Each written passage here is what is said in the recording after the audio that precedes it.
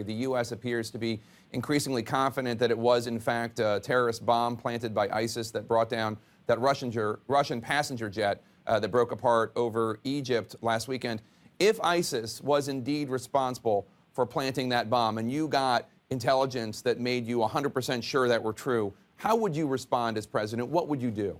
Well, we've got to hit ISIS hard. Regardless, we've got to hit ISIS hard, and I mean really hard. And I like the fact that Russia is hitting ISIS, and they have started to hit ISIS, and it was their plane, so that's going to give them even more incentive to hit ISIS, and they're hitting it. And, you know, we don't have to be alone in that quest.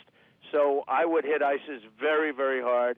I'd hit them at their source of wealth, which is the oil, and I would hit them right now. When you say hitting ISIS hard, what do you mean specifically? Do you mean... Well, I hate to say specifically, because if I win, you know, I'm leading in the polls, and if I win, I hate to give all of my information right up front, to be honest with you. But I would hit them at their source of wealth.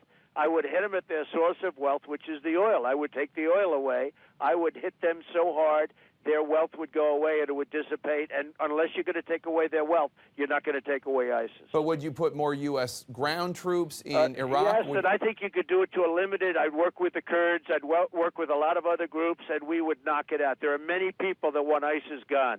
We're not the only ones.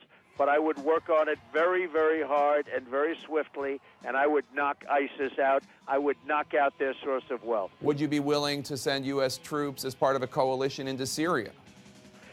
Well, Syria is a different story because I'm not a believer in arming the rebels and we don't know who they are.